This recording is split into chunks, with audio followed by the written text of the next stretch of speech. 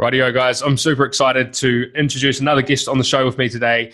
Her name is Lisa Tamati, and she is absolutely incredible. She is an ultra endurance athlete. She is a speaker. She is a mindset and mental toughness coach, and she's the author of a couple of best-selling books in the running space. She's someone who the topics that she speaks on and the expertise and attitude that she brings is something that's very relevant for the time that we're going through at the moment. So it's a conversation I'm looking forward to diving into. Lisa, thank you so much for joining me. Jamie, it's a real honour to be on your show. Thank you for having me. I'm really excited to share some cool stories today and some insights with each other. Fantastic. Hey, it's funny because over the last couple of days, I've followed your journey for a while now anyway. And over the last couple of days, I sort of dived in and did a bit more research and, dug a bit deeper just to make sure that I was across things so I could ask the right questions and make this a good interview. But man, researching you is difficult because you've done so much in such a short period of time. Like the ultra endurance stuff on its own is absolutely incredible. Was it 140 ultra events that you've competed in? Yep. Yeah, roughly. Including doing some of the toughest races on the planet. Badwater, which was I think 217 kilometers non-stop in the desert, which was about 50 degrees. Plus, you've done all this cycling around the world. And then you've been in all sorts of different business environments. There's so much to your story. To anyone who's not familiar, can you just, I guess, give a snapshot or a bit of context before we dive into and start asking questions to, I guess, how you got into endurance and a bit of your backstory? Yeah, thanks, Jamie. Yeah. Really just says, that I've done all that. It just means I'm quite old, really. And I've got ADHD probably and just like trying lots of new things. I have a, really outdoorsy sort of childhood and into sport and grew up in a family where it was sport and mental toughness and physical toughness were what was expected and that was a good grounding, really. Later on I got into venturing around the world, for the want of a better word, climbing mountains, not the real big stuff, but, trekking and kayaking and cycling through lots and lots of countries, and ended up doing the crossing of the Libyan desert when I was about 27, and this was a really big turning point in my life. This was an expedition, so I wasn't even a runner at this stage, but I'd done lots of trekking and stuff, and I was with an Austrian boyfriend who, shall we say, the relationship had been shit for a long time prior to this, and it was a very abusive relationship. Say what it is. And this all came to a head in the middle of this expedition across the Libyan desert, which was an illegal crossing, by the way, through a military barred zone. And so you're literally trying not to get shot at and be pulled up by the military while crossing a desert. How on earth do you get yourself in that situation? Yeah, exactly. With a boyfriend who, was really not nice. And we had, there was 4 of us in this expedition, and we only had 2 litres of water a day because we could only carry that much. So we had backpacks. Mine was 35 kilos, the boys had 40 to 45 kilo backpacks.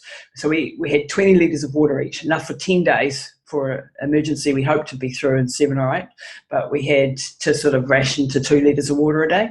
And we had to sort of cover like 40 to 45 kilometres with these backpacks, and I was like 59 kilos or something, so that was like a hell of a lot of weight to carry. And so this was a real big turning point in my life, and up to that point, I'd learned a lot about pushing your body really hard, but this was sort of the next level up. And in the middle of this crossing, so we're really dehydrated, massively, high temperatures during the day, massive weight on your backpack, you've got you've had to disappear into this really amazing desert, but it was all a very dodgy part of the world, if you like, but try to cross this most pristine, amazing place. But the dehydration was something else, and it made you very short-tempered with each other and so on. And not good for relationships. No. And the boyfriend we were trying to do a book at this stage, and so he was a photographer and he was trying to set up shots, and he wanted me to help him. And long story short, I couldn't. I was physically at the end of my abilities just to move forward. and trying to keep up, because the leader of the expedition, his name was Elvis, and that was his real name. And he was a Yugoslavian survival expert dude who'd been in this part of the world 20 years earlier and had wanted to cross the entire thing. And so we were sort of with him doing that.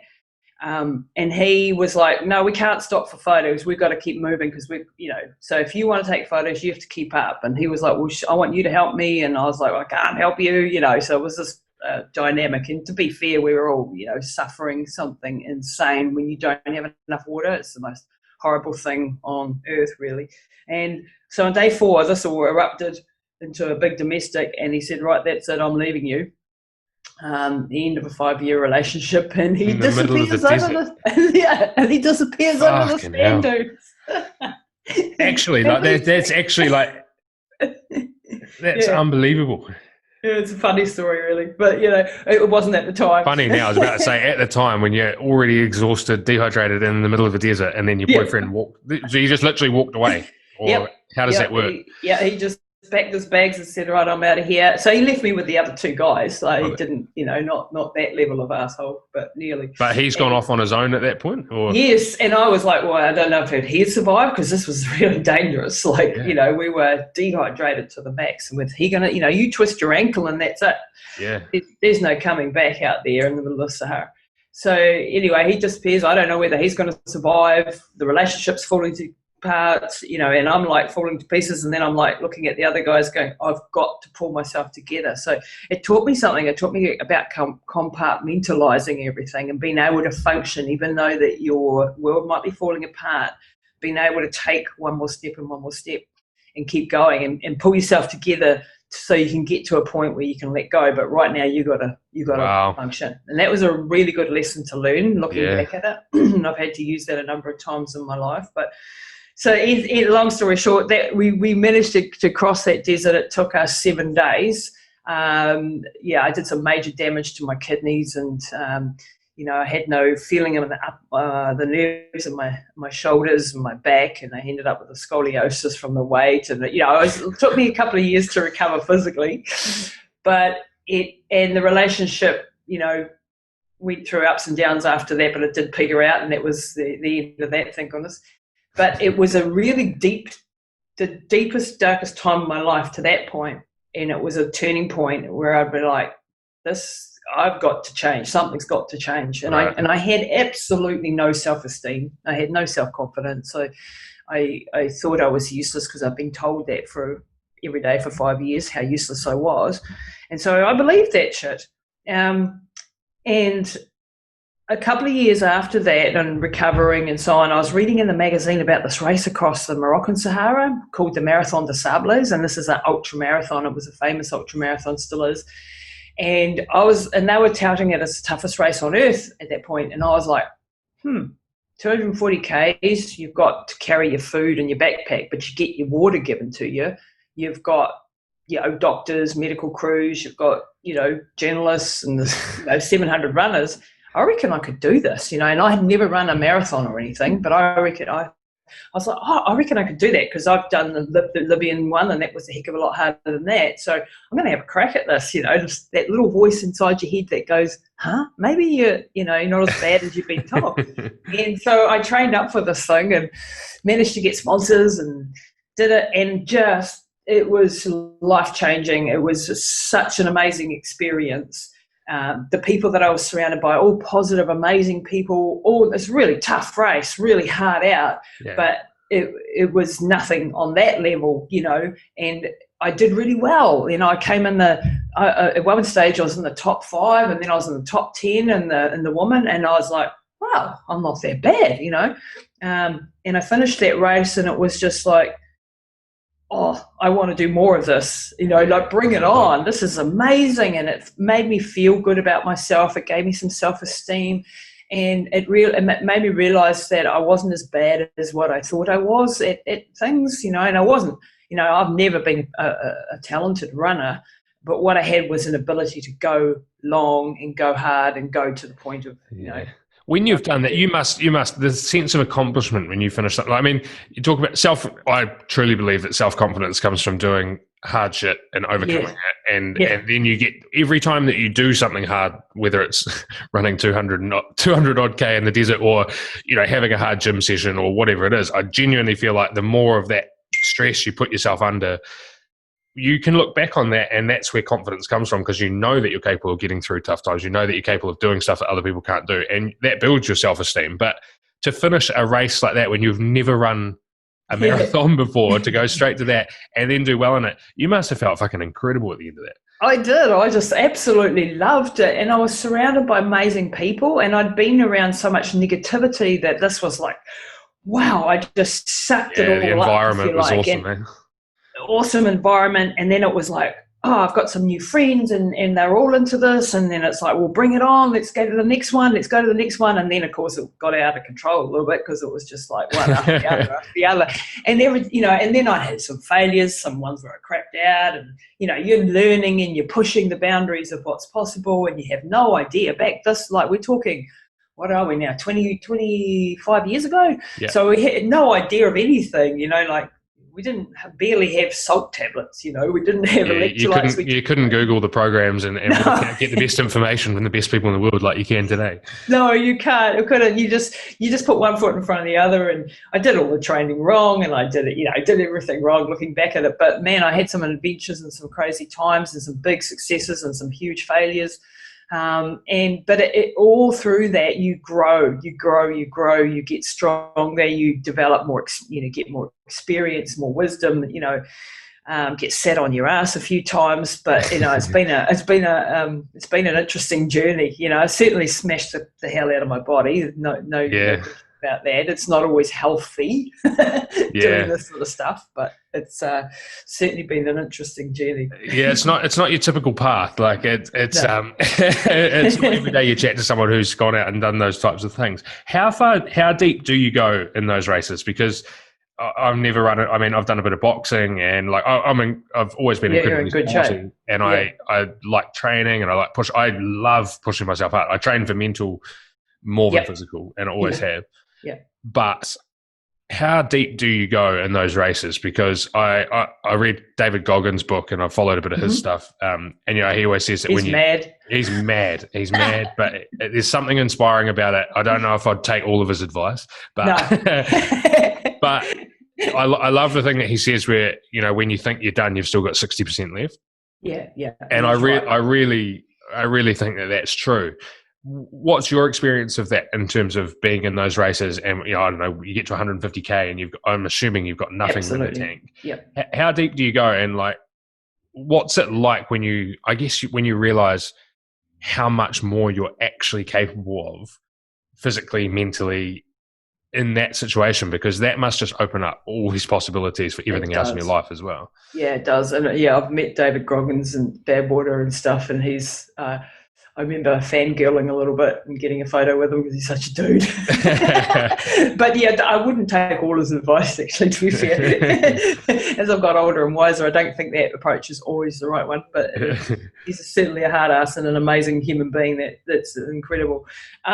You when you think it's all over, he's damn well right in that respect. You haven't even begun. And there is a lot more. You might have to slow down. You might have heard the saying, if you can't run, walk. If you can't walk, crawl, but just keep moving forward. And that is pretty much how it is. You all, when you start at the race and you go like, oh, I'm going to do it in this time, and I'm going to beat so and so, and I'm going to do this, and I'm going to do that, and then reality hits, a few k's in or 100 k's in, somewhere it'll hit, and you're like, now it's just about survival. Now it's just like, can I get to the end of this race, or sometimes can I make it to the next lamppost? And what I find is when I've been in really dire straits as far as fatigue and exhaustion and pain and suffering, and you're in the hurt locker, something crazy, is you need to understand where your motivation is. What is your why? Like, before you go into this, why the hell are you doing it? And at the beginning, like doing that very first one, I wanted to prove to that ex that I wasn't useless. That was, if I look back at it, that was the motivating factor. So there was no way in hell I was ever going to break, because it right. was like, I'm not going to let that bugger be right that I'm useless. Yeah. So it's a negative motivating factor, but it's still a very powerful one. Yeah, well, that's I was about to say. There's something. huge power in all the bad experiences, and having a chip on your shoulder is not necessarily a bad thing, provided you know how to use it. Exactly, and I actually find that as being one of the most powerful things to actually helping people achieve. And then once they have achieved some things, their motivation can change, and it can become from a different direction, a more positive direction, perhaps. Do you feel like there's more power in that? Because I feel like the topic of why is often fluffy.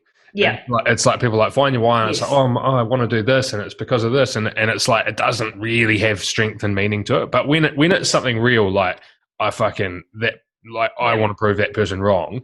Now, some people might look at that and go, "That's not a good motivator," but it is motivating. It is. It is. Like that shit's more motivating. It's like when you're in a fight, or I'm going to refer to boxing and sparring or something like that. But like when you feel like you got nothing left in the tank, and like you do draw on shit like that, it's often not positive, fluffy stuff. It's like anger. Exactly.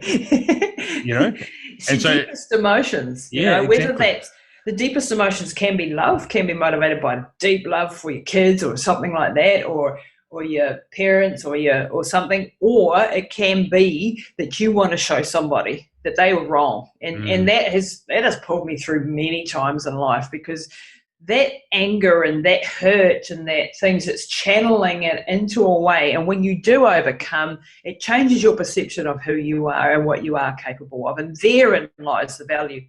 There is absolutely no value, to be honest, about running across Death Valley or running across the Sahara in and of itself. It's a man-made construct. Climbing Mount Everest is a man-made construct. Like, what is the point?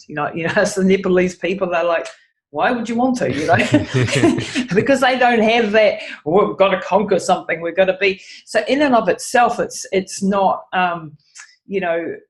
especially amazing. But the journey that you go on the inside, now therein is the value, and there is something that you can take away for the rest of your life. So when people say to me, it's pointless, what are you doing it for? Or why, my favorite one is, why would you put yourself through that?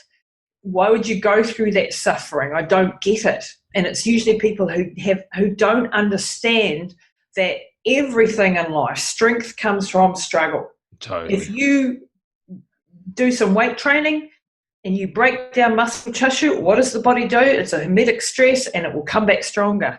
And that's how you get stronger. And that's the same principle, whether you're weight training, whether you're boxing, whether you're doing sport, or whether you're just going through crap in life. The more stuff you go through, it will cause change to be stronger, totally. Unless you do too much, and then it can break you. So you have to find that point, and going back to a question that you asked earlier, which was, how does it feel to be able to push through? You don't know what you're capable of. And sometimes I've pushed myself to a point of nearly dying, and that's stupid, for a race. Yeah. If it's to save someone's life, then go for it. Sure. There's a reason if you're doing something. But sometimes I have taken it to a point of almost no return, and for what? A race? So in those moments, were you still trying to prove yourself, do you think, to other people, or what? Yeah, and because you're so focused on a goal. So I remember, like in Death Valley, I had a friend of mine who came with me the second time I did that one. She was a paramedic, and it was her job, and she was a hard ass. She was tough. She was an ultramarathoner as well. And I said to her, if you pull me out, I know I'm in shit street. So I trust you to tell me when to stop. I wouldn't trust my mummy to tell me when to stop, because my mum will tell me to stop way earlier, if that makes sense. Totally. Yeah? But if she is someone who's got some medical training, who is an ultramarathon runner, who knows the signs of things when you're pushing too hard, tells me to stop, then it's time to pull out. Yeah. So there does come a point, unless you're in an actual life and death, war situation or something, then it's not really worth going to that degree, because you can push things too hard. Oh, And totally. in sport, you can overtrain. If you take it down to a level lower than that, you can overtrain, and then you'll actually not get the benefits. You'll actually just hurt yourself. So totally. It's really, there's a real good crossover there to just life in general, though, because I feel like a lot of the time when people are get a little bit of stress in their lives, like a lot of people have never put themselves under enough stress to be able to deal with that. And so on a physical level, yeah, you're like, obviously there's a balancing act there, but the more resistance that you face, the stronger you get. And it's the same on a mental and emotional level as well. Like entrepreneurship, and by the time when you think back to the first business that you started or something like that, like the smallest little problem that threw you off, now you don't even bat an eyelid at. And it's that same thing that I think that Goggins' rule applies not just to the physical, but just to life in general. When you think you've got nothing left, you've actually not even scratched the surface, and you're fucking way stronger than you know. And it's not until you find yourself in a situation of tragedy or something where you've got no choice but to step the fuck up that you realize what you're made of. But most of the time, I feel like the general population is trying to avoid that hardship in those situations, right? To always be comfortable, Totally. Like it brings us to a really cool story about my mum. Like she had a massive aneurysm, and I can tell that whole story, but I wanted to bring up one point. She had a massive aneurysm. She was left with massive brain damage, and to the point of them saying she'll never do anything again. She put her into a hospital level care facility. She's 24/7 around the clock care, make her comfortable, and she won't be with us long. Well, apart from the whole medical side, I completely agree with make her comfortable. We don't need to be comfortable. We need challenge. And we need challenge and goals, whether we are 5 years old or 105 years old. 100%. When you take from an elderly person their goal away, their drive, their passion, they will die really, quickly, and they'll be miserable. 100%. If you give them, like when I ran through New Zealand, I did this thing. I was running through New Zealand for charity, running 2,250 Ks in 42 days. And I had it was a big one. Just casually. When it wasn't casually, it was pretty big. But I want to get to the point of the story here. I was doing this thing called a K a Day challenge. So I had all these schools raising money for charities, and the kids had to go and run at least 1 kilometre a day, while I was running, and followed my progress. But I had a couple of rest homes come along and do the same thing, and they had different challenges. So a couple of the rest home, the amazing caregivers and so on had come up and said to these people, we want you to take on this challenge while Lisa's doing this. We'll follow her online, and you all have to do a challenge. Now, they're all at varying abilities, obviously. We had a 90-something-year-old whose goal was to go along back a couple of times in the corridor on the bars, and to walk, and he had to do that every day. Another one who was in a wheelchair, had lost legs, and he could only move one arm, so he had to go round and round in his electric wheelchair so many times a day. But he had a goal, he had a focus. Another one who had multiple sclerosis, she was only in her 40s, and she had terribly bad multiple sclerosis, and she hadn't been outside the institution for 5 years, so her goal was to come and meet me when I got to the airport, and to come in with me and to be pushed in a wheelchair. So a big challenge to leave her safe environment. Other ones that had to walk so far every day, and so on. And these are incredible stories. These really, really touched me, because they came out and they greeted me as I came into New Plymouth, and they were, raised some money, and they did all this. And the caregivers said to me afterwards was like, I've never seen them so happy. I've never seen these people take on a challenge and have something to live for. Totally. I mean, they've done studies on this with older people. You give them a plant, to look after and care for, and they've proven that they are happier and they have more fulfillment and they have more. Like, when you make people comfortable is death. Comfortable is on the decline. It's not going to be helping anybody. Based on the latest studies into high performance and human happiness, challenge is one of the main critical factors in human happiness. It's one of the contributing factors. Challenge, novelty, creative expression, social interaction, they were 4 of the key fundamentals for human happiness. And if you think about the average person's life, who goes and works a corporate job, and that's not a crack at anyone who's working a 9 to 5, because some people love their job. But if you look at the average person, if you think about challenge, most people probably don't have it. It's certainly not built into their day-to-day. Novelty, new and novel experiences are often missing. Like, we don't get out and try new stuff often enough. Creative expression, I mean, we typically go to work, do our stuff. We don't creatively express ourselves anywhere near as much as we should. And social interaction in today's age is quite different to how it was. We don't get out around our friends and in that environment enough. And so if you think about the average person, those 4 things, if they are the 4 fundamental drivers for human happiness, a huge percentage of the population don't have those in their day-to-day life. Yeah, wow. And the disconnect from nature and our whole circadian rhythms, and we could go down a completely different path with that. But all of these things are just super important and challenge. And that's reminded me, I've got to get my artwork out and start doing some painting or something. Yeah, I've got my guitar sitting in the corner here. I literally had that thought this week, and I put it in here. I'm like, whenever I need to put it in my office so that I just play it. Exactly. Going back to the mental toughness stuff just for a minute. It's all good and well to talk about, and people probably look at you and they go, oh yeah, well, she's obviously just mentally tough. Like, she runs these crazy races and she's not like me. I've heard you say that's not the case, and that anyone can access that and anyone can do that type of thing if they want to. But if we're looking at building mental toughness, because I think the world as we know it is more unstable than we've ever faced before. There's a lot of uncertainty. People are struggling with mental health, and there's just a lot of stuff going on. And so now is a time where mental toughness is very relevant. Based on your experience, and obviously you coach in this area as well, but what are some of the ways that we can build resilience in mental toughness? I think, so that's a big question, because there's so many areas that we could go down there. I think it's taking little tiny steps every day that push you outside of your comfort zone is one thing. I want to start doing some artwork, so I'm going to start off just doing a simple little drawing, I've just got to take that first step towards that bigger goal. And the reason I want to do that is my dad was a top artist, and he passed away recently, and I want to be able to paint like that now that he's gone, and that's a big goal, right? Because he was a top artist, and I'm like here, and I can't even draw a stick figure at the moment.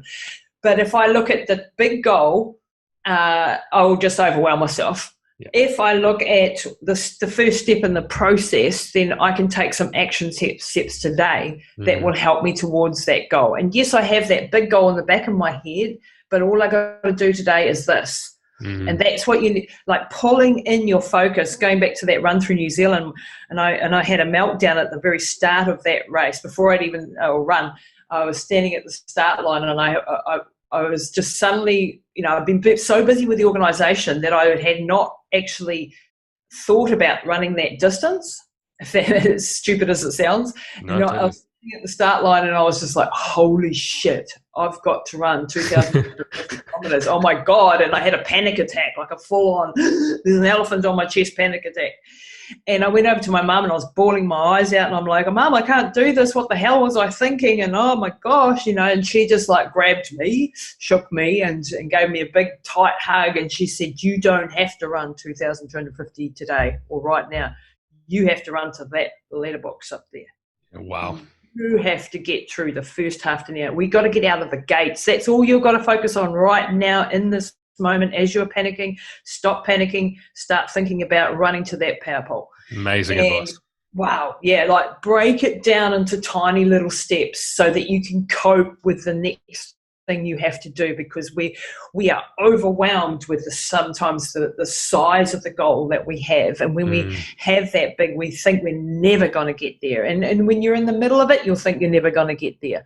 But if you just keep breaking it down, keep your focus in tight, that's one way that we can achieve massive things, and then turn around and go, wow, look what I just did, Yeah, that's really good, because I think a lot of the narrative out there is to dream big and think big and all of this stuff. But at the same time, I feel like that paralyzes more people than actually empowers them. And there's power in thinking small, which is what you're just saying. Yeah. You have your big goal, but break that down into the tiny bit, the next step, so that you do have it. You do need a map to know, where where you're trying to get this to. road is going. And it might zigzag and it might change. That goal might change while you're underway. But you've got to think about, well, but how is it that I get there, and how do I not overwhelm myself with the big task at hand, but just break it into tiny little pieces, because then you can achieve. And I think when you, another thing is the incessant noise that we have in our heads, right? The negative talk, the programming that we have. We all have this subconscious programming that was downloaded pretty much in our early childhood, maybe up to the age of 6 or 7. We download all this programming from our environment, our family, our community, our culture, and that becomes the sort of how we think and how we frame everything. But we downloaded that information into our brains, if you like, without a filter, without the intelligence that we have now as adults. So we couldn't filter what we put in. So stuff was put in that really shouldn't be there. The time when your dad told you were useless at this, or the time when your teacher said you were thick as bricks, or the stuff that is absolutely no relevance to who you are today, but is still your default way of thinking. And so this subconscious programming that we have, we have a consciousness and a subconscious, and the subconscious is 95%, they say, or more of our actual thoughts and the way we are operating, and only 5% or so is consciously what we are consciously doing. And therein lies a massive key, because if you think about it, anything that I want to consciously do, I go and read a book on self-improvement, or I listen to a podcast, and I'm like, right, I'm going to do that, and we set off to do that, and then our subconscious programming comes in and goes, you can't do that, but who do you think you are, or whatever the program is that you've been running, and you're not even aware of it. So start to listen to that voice, starting to recognize that subconscious voice, that tape recorder that's playing like it's not even thinking, it's just playing in the background, and it's undermining your conscious thought. It's like David and Goliath. And so what are the ways that we can start to reprogram our subconscious? How can I slowly start to break down some of those things? And that's a big conversation. But doing things like self-hypnosis, or actual hypnosis, or constant little things every day where you develop habits. So when you, I'll give you an example. Was it a year ago I wanted to have this really horrible smoothie for breakfast, which was full of really good stuff, like half a lemon and a whole lot of spinach and some celery and a whole lot of maca powder and chia seeds, and gross, right? And I'm like, I got to do this. So, all right, I start off, and on day one, it's like, I don't want to do it. And you overcome yourself with a certain amount of willpower. You have willpower, and that will last maybe 1-2 weeks if you're lucky. Yep. But it can last long enough to start developing a groove in your brain that it becomes a habit. And once something becomes a habit, it gets easier and easier, and then it becomes the default thing that you do without even thinking. Totally. And then it becomes easy. So we don't need to rely on willpower forever. We just need to rely on willpower to get us started and to start doing those little things, and then not take on too much change at once. Because if you try and all right, I'm going to drink that smoothie, and then I'm going to go for a run, and then I'm going to do and then I'm going to do this, and this, and I'm going to live the perfect life, or then you're going to fall to pieces in the day one. So little increments. If it's I love this week I'm going to do one positive thing, I'm going to not drink wine this week, or whatever it is, and you make it that's your single focus, a small thing that you're changing, and you stick to that for that week, and that empowers you, makes you stronger, and you create these grooves in your brain. The more times that you do something, the more automatic it becomes, the more it becomes part of your new subconscious programming. And this is where this can be really, really powerful for change. And so what about on the self-talk side of that? Because you mentioned earlier the negative self-talk, and that you had awful self-talk, particularly in your younger days. that's the same kind of thing as well, because like there's the physical habits of what we're actually doing, but then it's about creating mental habits as well and triggers for positive, like telling ourselves positive stuff. So my partner works in we both have run a business in the health and fitness space. We get people to write down the 5 key daily rituals. And so the whole program that we do is like everyone's overwhelmed. So we strip it back to 5 key daily rituals, which is the small little things you've got to do every day. Mm-hmm. Drink 3 liters of water, eat off your meal plan, move your body, etc. Green smoothie.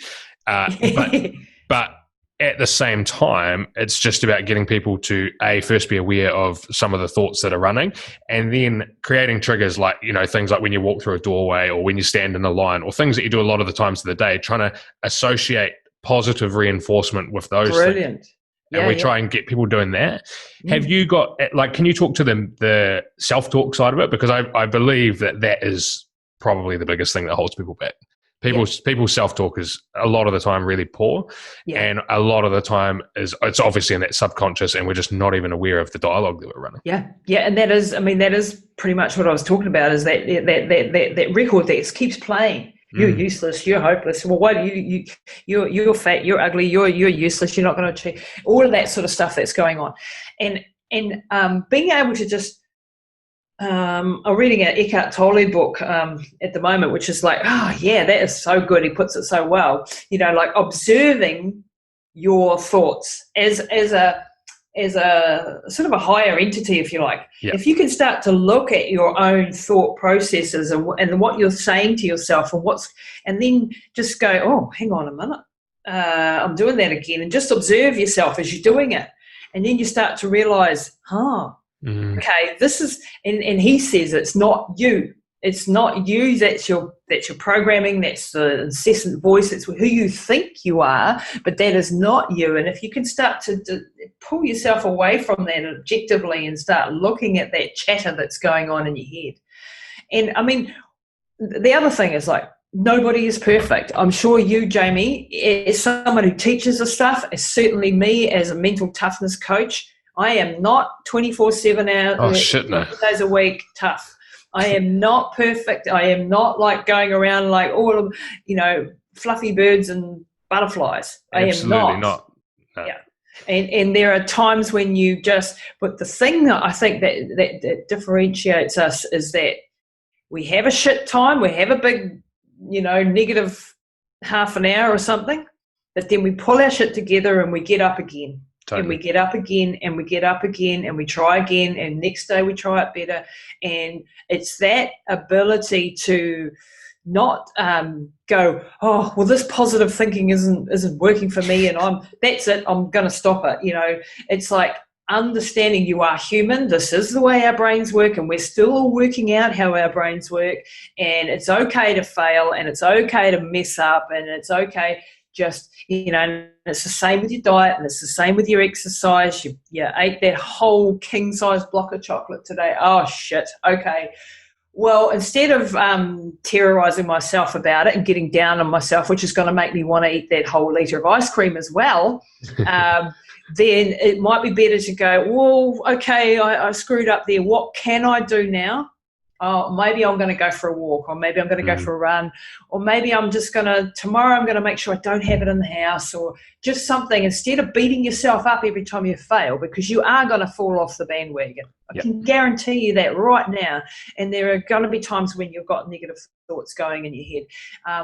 And there are going to be things that come at you that you think you can't handle. 100%. And I've been through some heavy shit lately in the last few years of my life, and there are times when I have, despite being a mental toughness coach, when I've been sat on my ass, just bawling my eyes out and going, I don't know how to get up from this one. Yeah.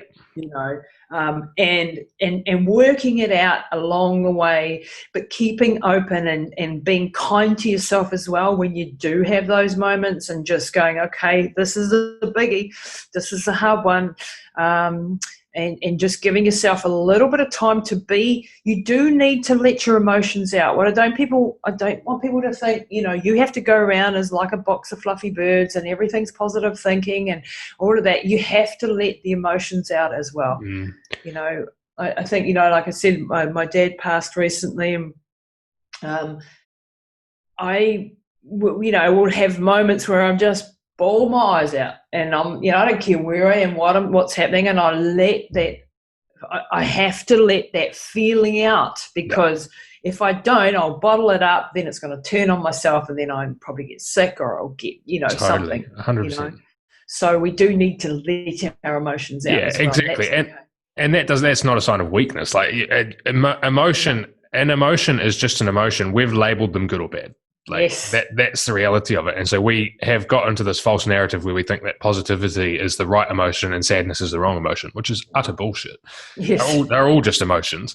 And like you say, caging them up and bottling them up, and I'm speaking from personal experience with family members and stuff here who have been through, chronic illness and stuff, who are like, I think that originated from like emotional stuff. That's, and that's not necessarily a mainstream thing to say, but it's fucking. Well, that's proven that it's shit. true, yeah, totally. But we kind of live in a world where we're almost encouraged to squash that stuff down. But toughness is actually dealing with that. Yes, and facing it. I was talking to a good friend the other day who has been through a lot of grief, and I was sharing my grief right now and asking for advice. So how do I deal with this? And he said to me, I said, I'm fearful of this, I'm dealing with that. And he said, face it head on, feel it, walk into it, accept it, go with it.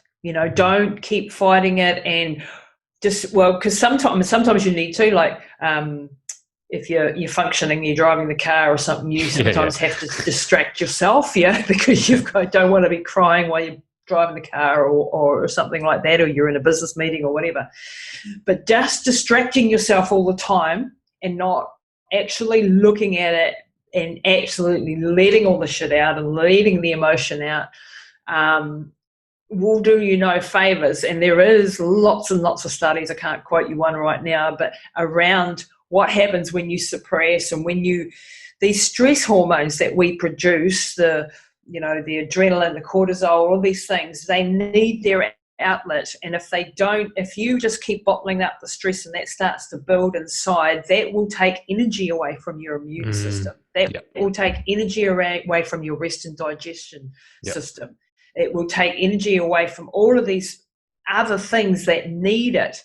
So if by letting it out, having a big cry, having a big, or if you're angry, I go for a run or something and I let that cortisol out, and I'll do 100 press-ups or something like that. And by the time you're so exhausted, the anger's out, So these are coping mechanisms so that we can cope and function in society, but at the same time not bottling it up. And I think this is especially important for men to hear, because obviously women, it's not so frowned upon when we bawl our eyes out. Well, you're a girl, you're allowed to, sort of thing. But gosh, I think it's so important that men learn to do this, because a lot of them have lost the ability to do that.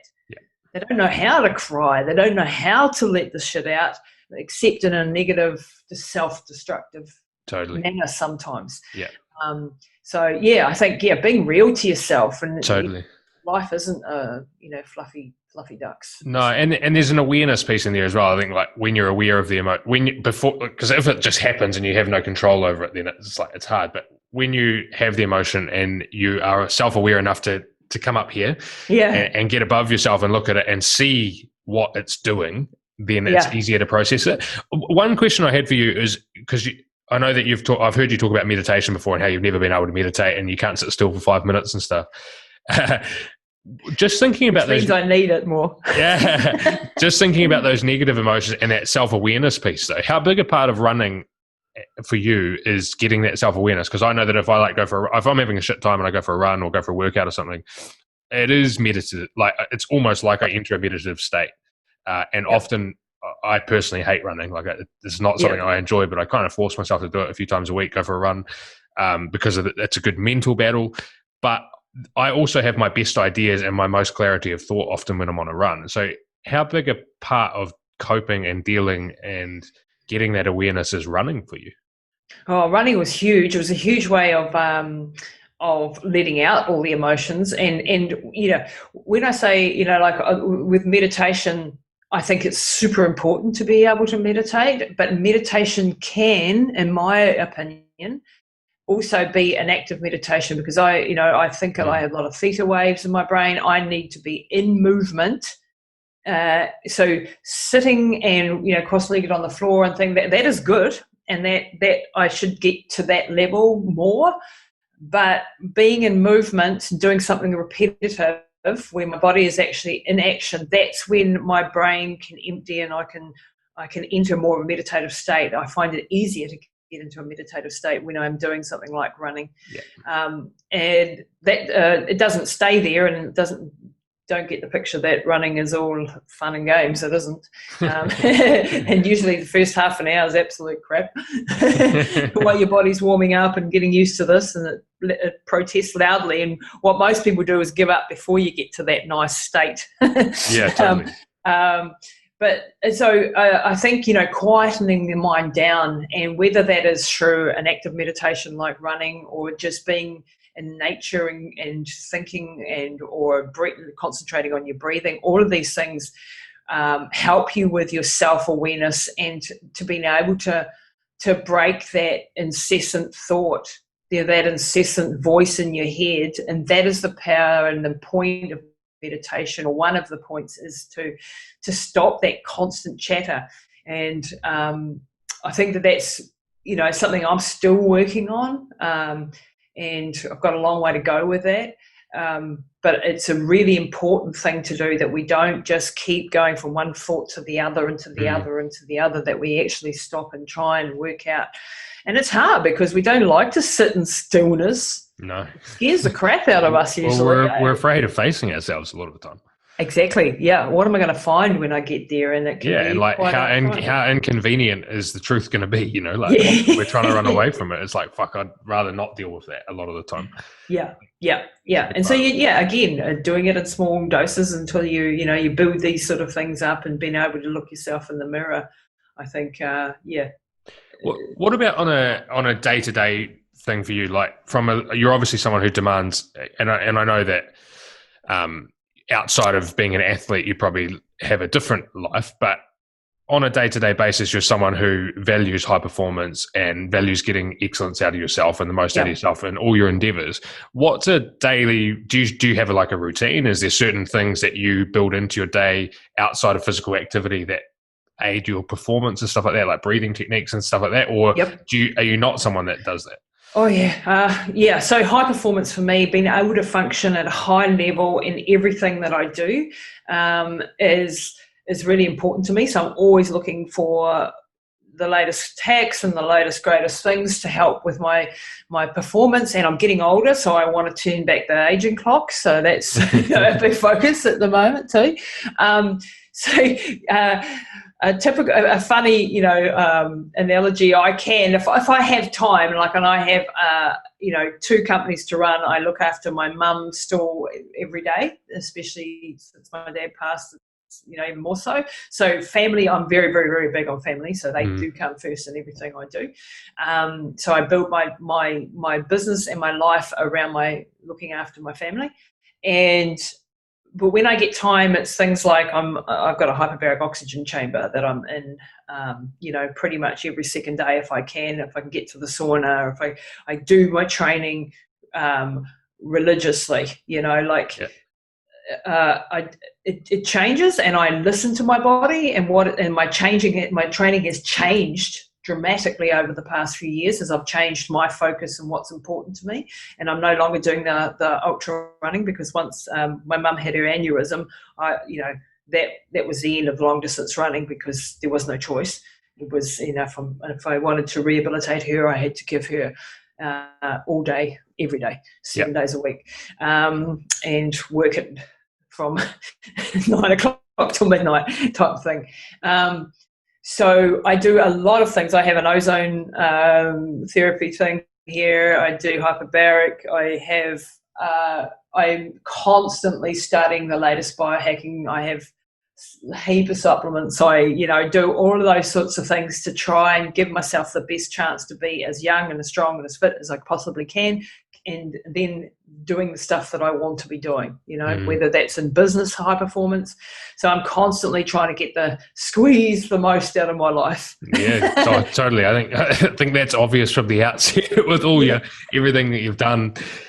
What are some of those key things then? Because I mean, I want to just transition a little bit, because there's also a lot of, talking about your running and the mental toughness and all that side of it. There's a lot of power in that for people, and I think particularly now. But you've also faced a lot of hardship on a personal level as well. And obviously those two things are tied together. The way that you've been able to use that stuff from your running days to cope is a big part of it. But you're also an avid student of science and of health and performance and wellness, and you've got a heap of value to add in that area as well. And so I think it's worth touching on some of the hardships, particularly around your mum, and most recently your father passing as well. But because those stories are quite incredible, and although that's come from a place of rehabilitation with your mum, there's a shitload of stuff in there for people that is really relevant just to every day anyway. So can we talk about some of those sort of personal hardships as well, if you don't mind? Yeah, absolutely. So I'll just give the listeners a brief overview of Mum's story. You heard me say she had a massive aneurysm, so 4.5 years ago at the age of 74, and they didn't think she'd survive, and there was medical misadventures and so on, but she pulled through. But when she came through out of the coma after 3 weeks, she had basically hardly any higher function. She had no ability to speak. I had a couple of single words was all she had. She had no control over any of her limbs, no control over bodily functions. Lights on, nobody home. No idea who I was, what I was, anything like that. And the prognosis was dire. She's 74 years old. She's got massive brain damage. She's never going to do anything again. And being a stubborn as athlete, I'm like, I've been told all my life shit can't happen, and I've done it.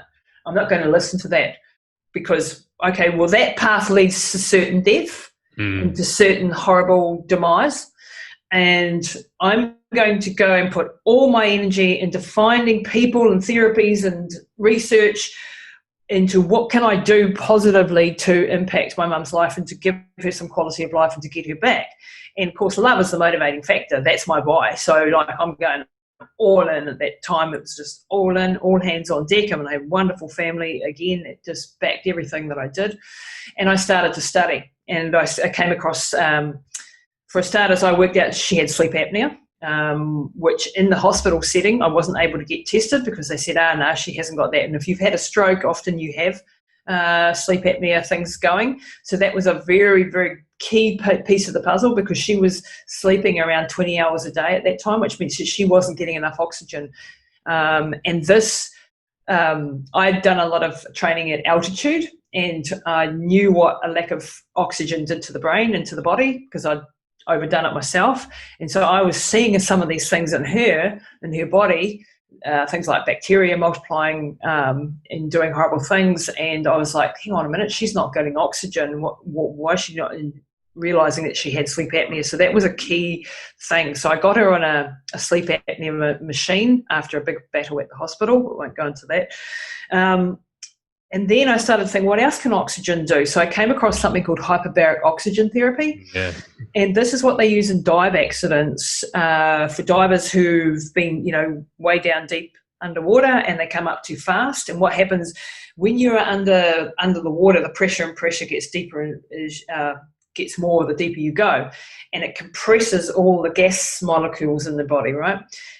What they found is if they put you on oxygen, 100% oxygen, and they take you down in these decompression chambers down to the equivalent of being so far underwater, so 1.5 atmospheres to 3 atmospheres usually is what they use for a therapeutic dose of this.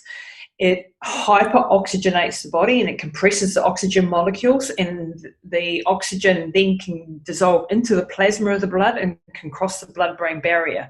And so it can get to the damaged brain cells. Now, when it does that, it can't help the ones that are dead, but what it can do is the ones that are alive but not functioning properly can be brought back online, for the want of a better description, by the oxygen. And attacks inflammation pathways in the body. You get up to 12 times the amount of oxygen, depending on the depth that you go to, and it helps produce new stem cells, and it creates neurogenesis, and it does all these amazing things. And this is a therapy with over 100 years experience that most people don't even know about, and it's really broad spectrum, does a lot of things, and I've done a lot of podcast episodes on this.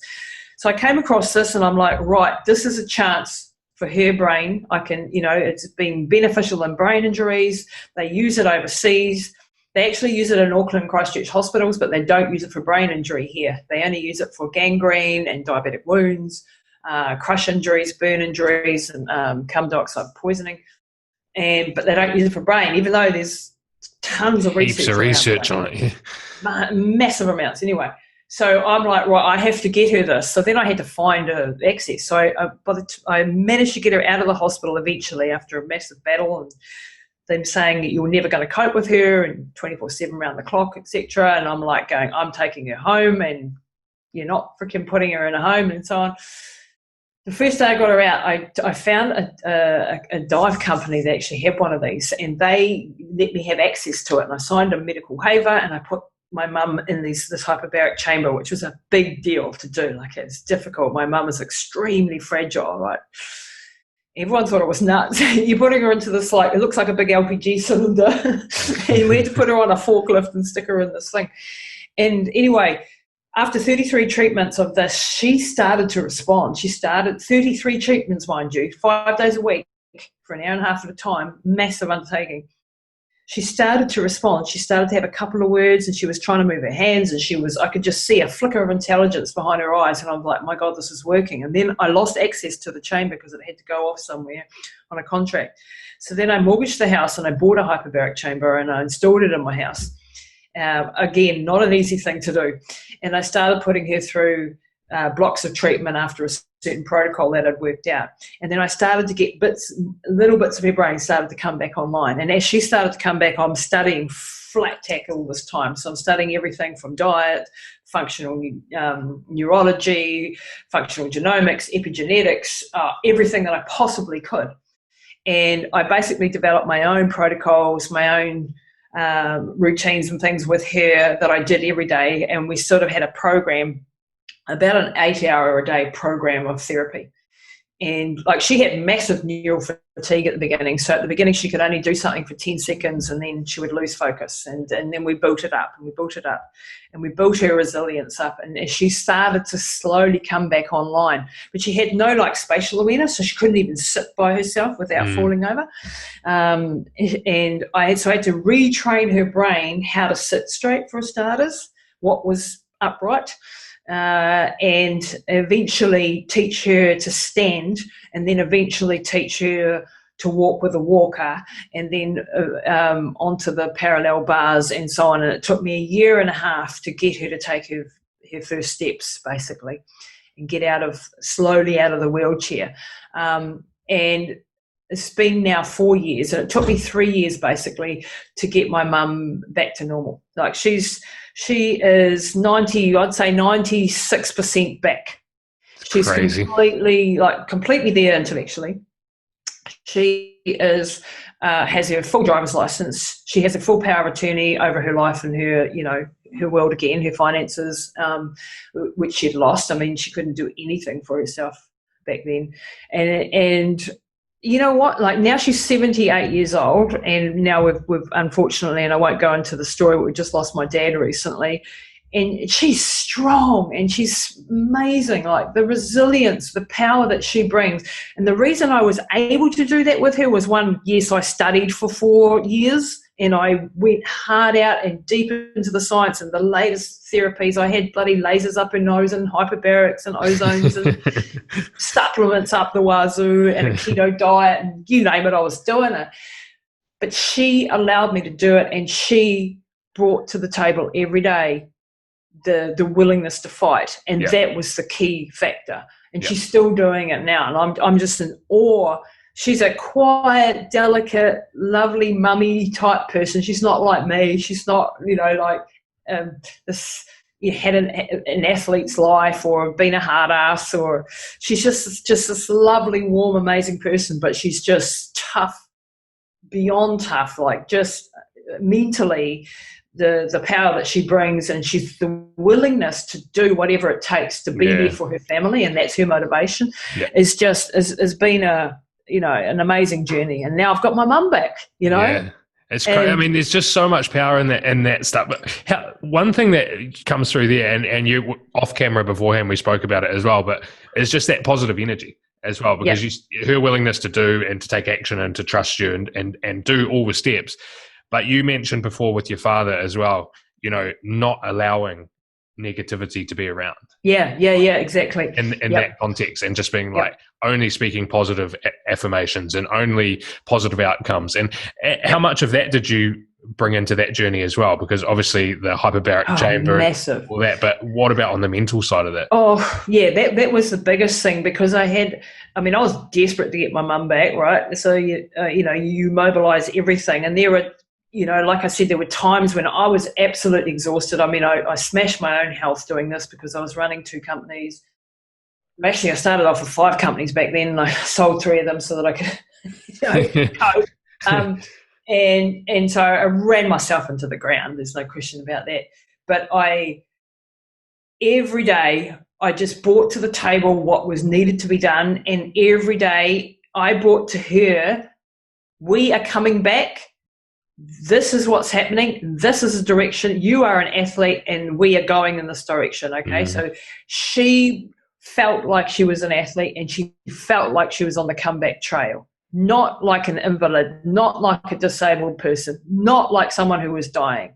And that was absolute key.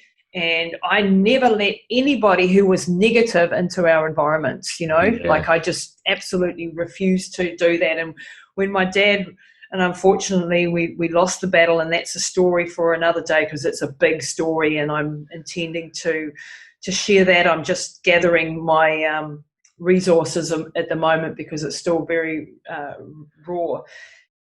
But when he was in the hospital fighting for his life, anybody who came into that hospital room was told, you bring positive energy in here. You talk to Dad as if he's on his way back, and we're fighting, and we've got this, Dad, and you share positive anecdotes, and you bring positivity in this room. You don't bring negativity.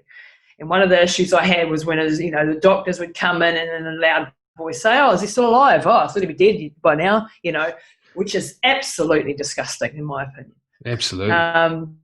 But that's a story for another day. Because you just take away anybody, you take away their hope, you take away their ability to fight. And when you give someone like a terminal illness, you've got 6 months to live. What have you just done to them?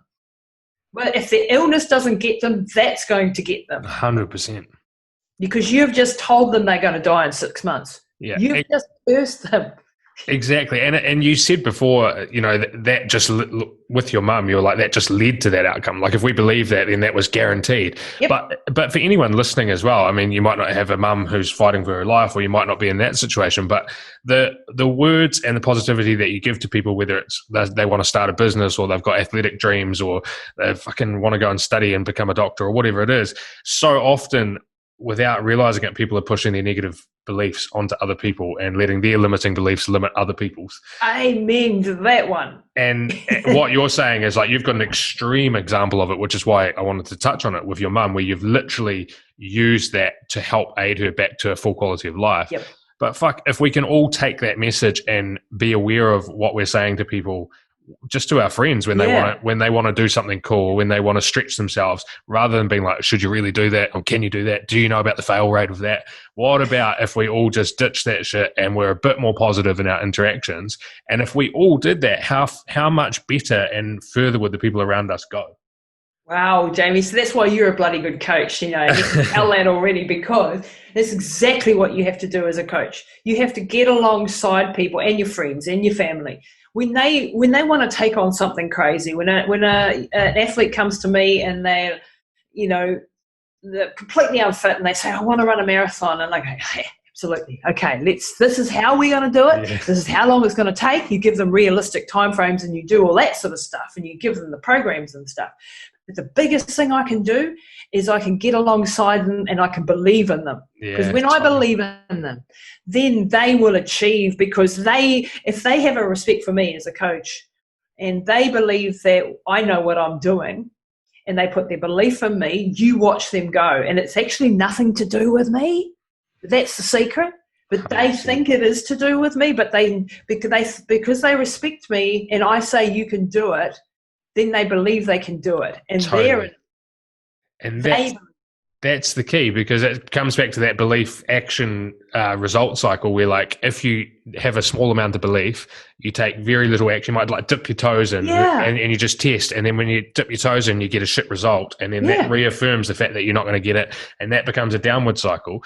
Whereas like what you're saying is, when you impart that belief on someone else, when someone believes in you, you can't help but have a little bit of self-belief.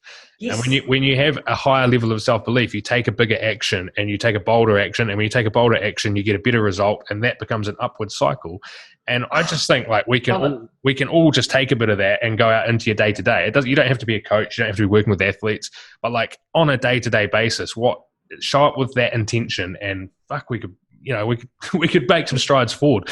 Absolutely. That's why we get along so well, because you're just totally on the same page. When you have to encourage people. When you get these doubters like, oh, should you really be doing that? And you would have had that your whole life. And actually I needed to hear that message today again, because I've been getting a lot of that message lately, and the stuff that we talked about in a project that I want to take on. I've been getting a lot of that lately. Should you really be doing it? Shouldn't you let it go? Shouldn't you? Are you sure?